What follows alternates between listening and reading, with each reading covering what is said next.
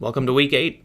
So here's the new video layout. I recorded every single day and put them together in a single video. Did not record the accessory movements just because doing sets of 20 plus for very lightweight is incredibly boring to watch, and I know I wouldn't want to, so I just kept the exciting stuff in, main working sets, with the exception of repeated sets. So if there was any workouts where I did the same weight for the same reps across multiple different sets, then I just recorded the first set and put up how many sets I did within the notification. But, with this new video layout, it allows me more of an opportunity to talk about different topics that I'm interested in or you guys are interested in. So if anyone doesn't know, I'm totally open to answering questions, whether it's in the comments or if you want to shoot me a message to keep it private, that's all good. You can shoot me a message on my Instagram page at encompass.health. But anyways, for today, I actually wanted to talk about something that I'm going to be bringing up in my podcast a little bit later today. For anyone that doesn't know, I do a podcast with one of my friends who's a psychotherapist, and we talk about healthcare from both a physical perspective and a mental perspective. And it's called the Fostering Wellness Podcast, and you can find us on Spotify or Apple Podcasts or pretty much anything that you can think of. We're on most platforms. And what we're going to be talking about today on the podcast is injuries. So the reason why I wanted to bring it up in the YouTube video is, for one, honestly, it's it's not bad advertising for the podcast, but injuries are pretty interesting, and where I deal with a lot of athletic populations, and I've also had injuries myself. It's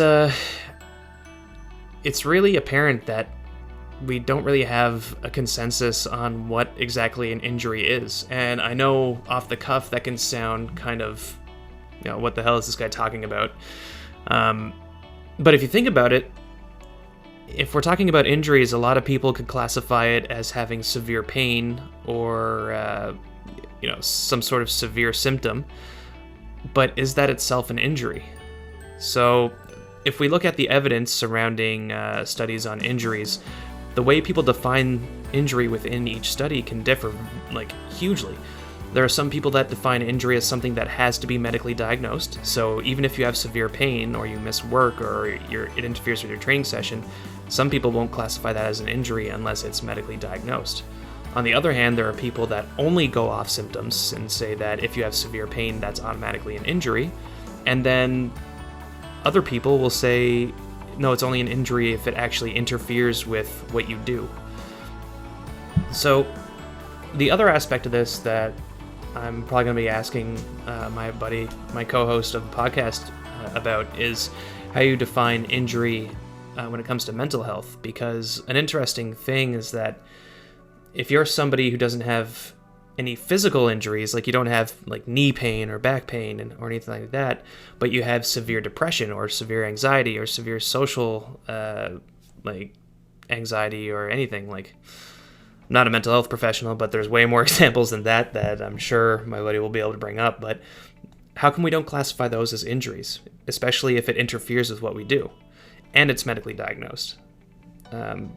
I think the vernacular is just really weird because we have this big dichotomy between physical and mental health issues, but the physical side seems to be more catastrophized and talked about than the mental side, which could probably come back to there being more of a stigma around mental health and just being open and honest about it. But it's weird because if I have back pain and it prevents me from training, you could call that an injury, but if I have severe depression and I can't get out of bed to go train, then that's just as valid. Anyways, it's interesting, and there's also the aspect of something being medically diagnosed doesn't necessarily have to be painful.